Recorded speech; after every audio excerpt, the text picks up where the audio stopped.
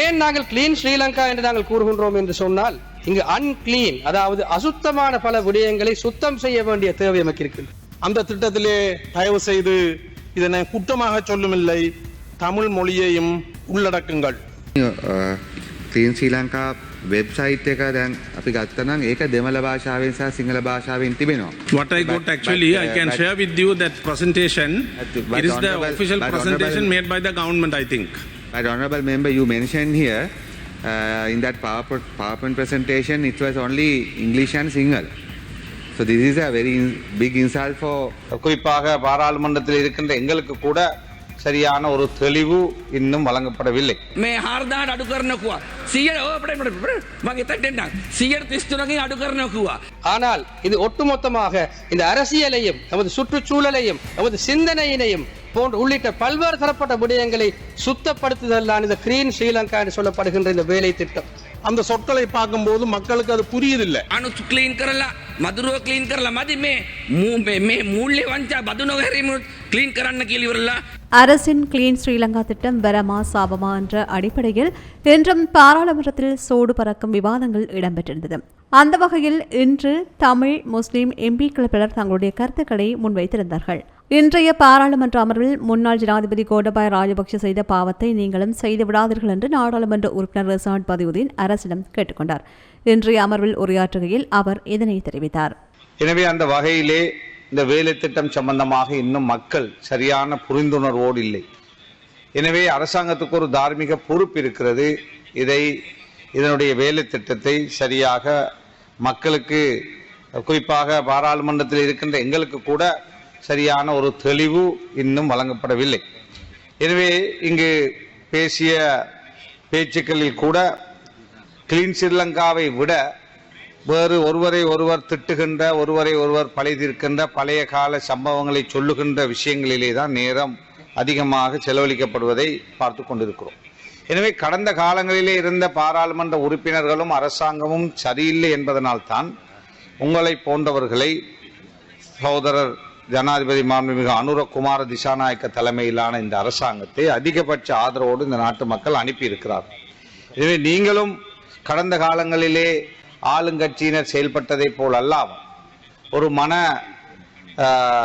திருப்தியோடு உங்களுக்கு மக்கள் தந்திருக்கின்ற இந்த சந்தர்ப்பத்தை சரியாக பயன்படுத்திக் கொள்ளுங்கள். இல்லை என்றால் இந்த நாடு ஒரு குட்டிச்சோறாகிய நாடாக, பொருளாதாரத்திலே வீழ்ந்த நாடாக, இந்த நாட்டை பற்றி நாட்டிலே இவ்வளவு வளங்களையும் வைத்துக்கொண்டு நாம் இவ்வாறான ஒரு பின்னோக்கிய பாதையிலே நமது பொருளாதாரம் செல்வதை எதிர்காலத்திலே தடுக்க முடியாமல் போய்விடும். அதே போல சஜித் பிரேமதாசா ஜனாதிபதியாக இருக்கின்ற பொழுது, அமைச்சராக இருக்கின்ற பொழுது ஆரம்பித்த வீட்டு திட்டங்கள் மிக மோசமான நிலையிலே அறகுறையாக இருக்கிறது. நாங்கள் இந்த கிளீன் ஸ்ரீலங்காவை பற்றி பார்க்கின்றோம்.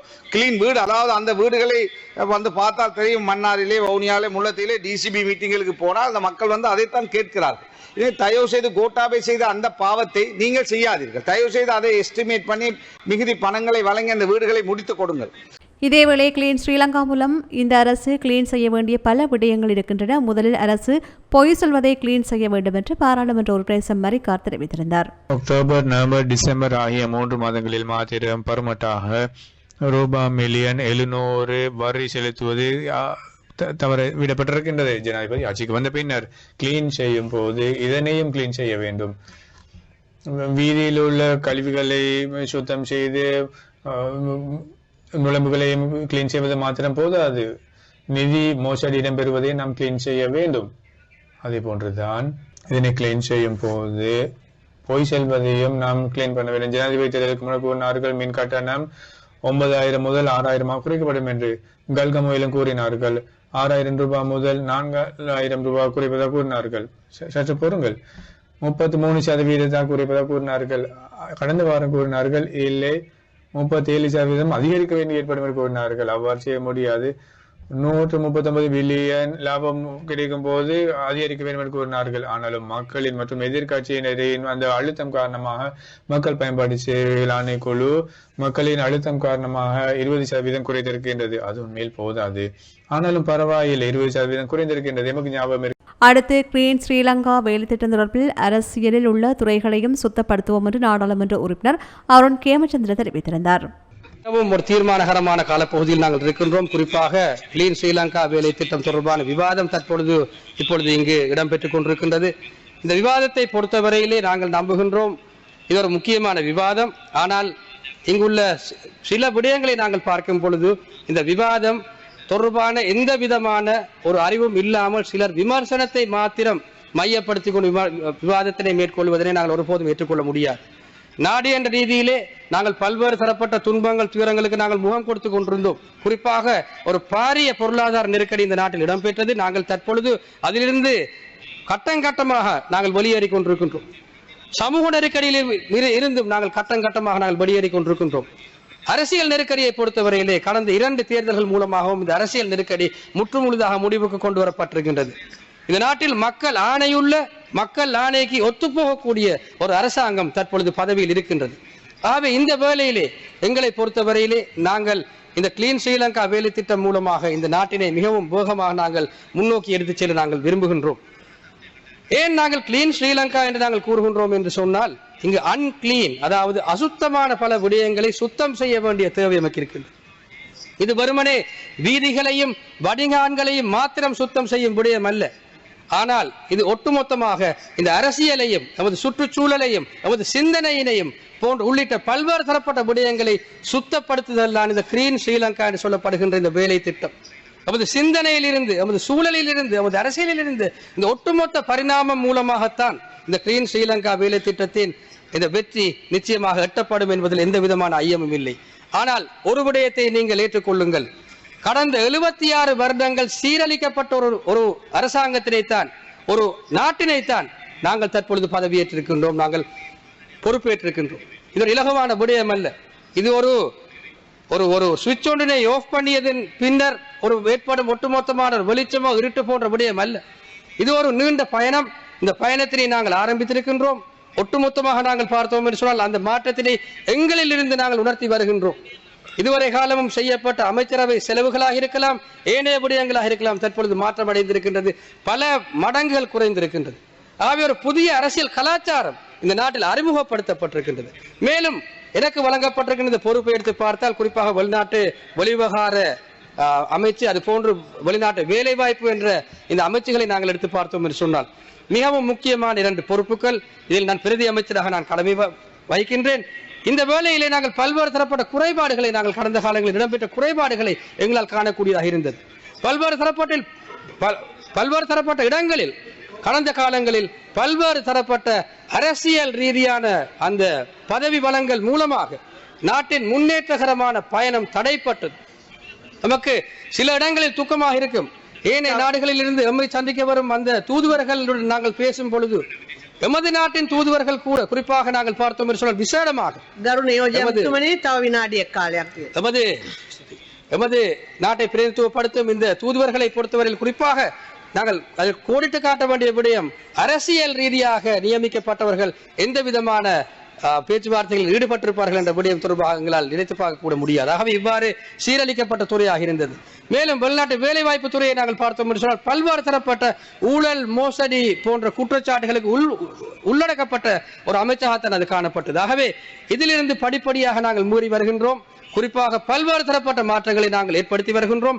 குறிப்பாக வெளிநாட்டு வேலைவாய்ப்பு பணியகத்திற்கான அந்த ஒட்டுமொத்த அந்த மென்பொருள் அந்த கட்டமைப்பினை நாங்கள் இன்னும் வெளிப்படைத்தன்மை கொண்ட இன்னும் தெளிவான ஒரு விடயத்தினை நாங்கள் அறிமுகம் செய்து நாங்கள் இந்த துறையினை கூட மிகவும் வேகமாக முன்னோக்கி அழைத்து செல்ல நாங்கள் இருக்கின்றோம். ஆகவே இந்த வேளையிலே மீண்டும் ஒரு முறை நாங்கள் உங்கள் அனைவரிடமும் ஆதரவுகளை நாங்கள் நல்கி நிற்கின்றோம்.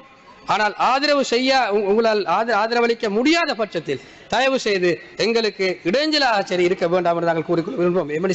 இதேவேளை கிளீன் ஸ்ரீலங்கா வேலை திட்ட காணொலிகளில் தமிழ் மொழி மாயம் என்ற கருத்தை தமிழ் பாராளுமன்ற உறுப்பினர் சத்தியலிங்கம் முன்வைத்திருந்தார். இதன்போது கிளீன் ஸ்ரீலங்கா தொடர்பான இணையதளத்தில் தமிழ் மொழி இருப்பதாக அமைச்சர் பிமல் ரட்நாயக்க தொலைபேசி மூலம் காண்பித்திருந்தார்.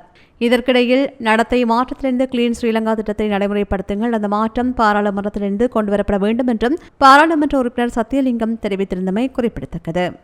இந்த கிளீன் ஸ்ரீலங்கா திட்டத்தினுடைய ஒரு பவர் பாயிண்ட் பிரசன்டேஷனை பார்க்கக்கூடியதாக இருந்தது. நல்ல விடயங்கள் அதில் குறிப்பிடப்பட்டிருக்கின்றது. தவறுதலாக என்னவோ 2 மொழிகளில் மாத்திரம்தான் அந்த பிரசன்டேஷன் செய்யப்பட்டிருக்கிறது. தமிழ் மொழியை எங்கு காணவில்லை. ஆகவே அந்த நடத்தை மாற்றத்தை நாங்கள் ஆரம்பிப்போம். அந்த திட்டத்திலே தயவு செய்து இதனை குற்றமாக சொல்லுமில்லை, தமிழ் மொழியையும் உள்ளடக்குங்கள். நடத்தை மாற்றம் நீண்ட காலம் தேவை என்று சொன்னேன். ஆகவே எதிர்வரும் காலத்திலே எங்களுடைய நடத்தை மாற்றப்பட்டு தமிழ் மொழி அங்கு சேர்க்கப்படும் என நான் நம்புகிறேன். அரசாங்கத்தினுடைய பல வேலை திட்டங்கள் அந்த சொற்களை பார்க்கும்போது மக்களுக்கு அது புரியுதில்லை. குறிப்பாக தமிழ் பேசுகின்ற மக்களுக்கு அந்த சொற்களினுடைய அர்த்தம் புரிவதில்லை. ஒரு வேலை திட்டத்தினுடைய தலைப்பு புரியாமல் அந்த வேலை திட்டம் எவ்வாறு வெற்றி அளிக்கும் என்பது சந்தேகத்துக்குரிய விடயம். உதாரணத்துக்கு சொல்ல போனால் அசுவெஸ்ம என்றார்கள். அதன் தமிழாக்கம் என்ன? வடக்கு கிழக்கு பிரதேசத்திலே 16வது திருத்தச் சட்டத்தின் ஊடாக அங்களுடைய தமிழ் பேசும் மக்களுடைய அந்த பிரதேசங்களிலே ஆட்சி மொழி தமிழ். தயவு செய்து இவ்வாறான சொற்களை புகுத்தும் போது அதற்குரிய தமிழ் மாற்றத்தையும் தமிழ் சொற்களையும் கொண்டு வாருங்கள். உரிமை என்கிறார்கள். கோரோபின் அவர்களே, கிளீன் ஸ்ரீலங்கா அந்த இணையதளம் இப்போது தமிழ் மொழியில் சிங்கள மொழியிலும் இருக்கின்றது. நான் கவலை அடைகின்றேன். நீங்கள் கூறிவிட சம்பந்தமாக அந்த தமிழ் மொழியில் இல்லாத அந்த பவர் பாயிண்ட் பிரசன்டேஷன் யார் கூறினார், எங்கு கிடைத்தது? அந்த சமர்ப்பணத்தை நான் உங்களுக்கு தரலாம். நான் பெற்றதை உங்களிடம் நான் பகிரலாம். அரசாங்கத்தில் அந்த சமர்ப்பணம் மேற்கொள்ளப்பட்டது. நீங்க குறிப்பிட்டது உறுப்பினர் அவர்களே, அந்த பவர் பாயிண்ட் சமர்ப்பணம் ஆங்கிலம் சிங்களத்தில் இருந்தது என குறிப்பிட்டீர்கள். அது எங்களுக்கு ஒரு இன்சல்ட் ஆக இருக்கின்றது. எனவே நாங்கள் அறிய விரும்புகின்றோம், எந்த அரசாங்க நிறுவனம் இந்த பவர் பாயிண்ட் பிரசன்டேஷனை வழங்கி இருந்தது என்பதை பற்றி நீங்கள் எங்களிடம் சமர்ப்பியுங்கள். இதுபோன்ற செய்திகளை தெரிந்து கொள்ள சமூகம் நியூஸ் சேனலை சப்ஸ்கிரைப் செய்து அருகிலுள்ள பெல் பட்டனை கிளிக் செய்யுங்கள். மேலும் இதுபோன்ற செய்திகளை உடனுக்குடன் தெரிந்து கொள்ள சமூகம் மீடியா.com என்ற இணையதளத்தின் வாயிலாகவும் எங்களுடன் இணைந்திருங்கள்.